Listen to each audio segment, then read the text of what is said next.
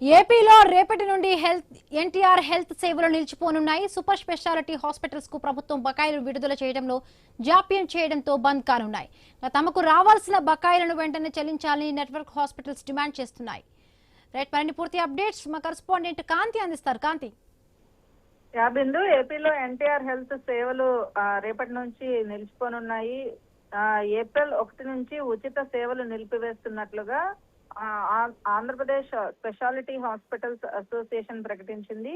Super speciality hospitals కు బకాయిలు విడుదల చేయడంలో ప్రభుత్వం జాప్యం చేస్తోందని అసోసియేషన్ ప్రతినిధులు వాపోతున్నారు.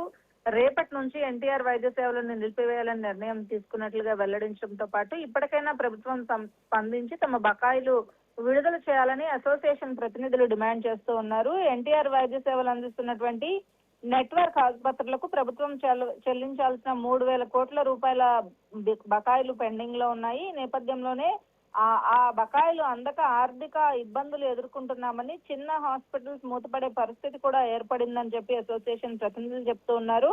ఇప్పటికైనా ప్రభుత్వం స్పందించి బకాయిలను వెంటనే డిమాండ్ చేయాలని, అలాగే ప్యాకేజ్ ధరలను కూడా సవరించాలని, లేదంటే తమ పోరాటాన్ని ఉధృతం చేస్తామంటూ ప్రభుత్వాన్ని హెచ్చరించారు. 4 నెలలుగా సుమారు 3,000 కోట్ల రూపాయల వరకు బకాయిలు పేరుకుపోయినా చెల్లింపులపై ప్రభుత్వం ఎటువంటి స్పష్టత ఇవ్వడం లేదని అసోసియేషన్ ప్రతినిధులు ఆవేదన వ్యక్తం చేస్తున్న పరిస్థితి ఉంది. అయితే పాత బకాయిల సంగతి తేల్చకుండానే కొత్త ఇన్సూరెన్స్ మోడల్ అమలు చేయాలని ప్రభుత్వం నిర్ణయం తీసుకోవడం, దీనికి కూడా తీవ్రంగా అసోసియేషన్ వ్యతిరేకిస్తోంది. పాత బకాయిలకు ఎవరు బాధ్యత తీసుకుంటారని కూడా ప్రశ్నిస్తున్న పరిస్థితి. ఇక 2017 నాటి పాత ప్యాకేజీ ధరలనే ఇప్పటి వరకు కొనసాగిస్తున్నారు. పెరిగిన వైద్య నిర్వహణ ఖర్చుల దృష్ట్యా పాత రేట్లకు వైద్యం అందించడం సాధ్యం కాదు అంటూ కూడా అసోసియేషన్ ప్రతినిధులు తెలపడం జరిగింది. ఈ నేపథ్యంలో ప్రభుత్వం ఏదైతే ఆశా ప్రతినిధులతోటి చర్చలు జరిపి దీనికి ఈ ఎన్టీఆర్ వైద్య సేవలు నిలిచిపోకుండా చర్యలు తీసుకుంటారా లేకపోతే కొనసాగిస్తారా అనేది అయితే వేచి చూడాల్సిన పరిస్థితి. బిందు.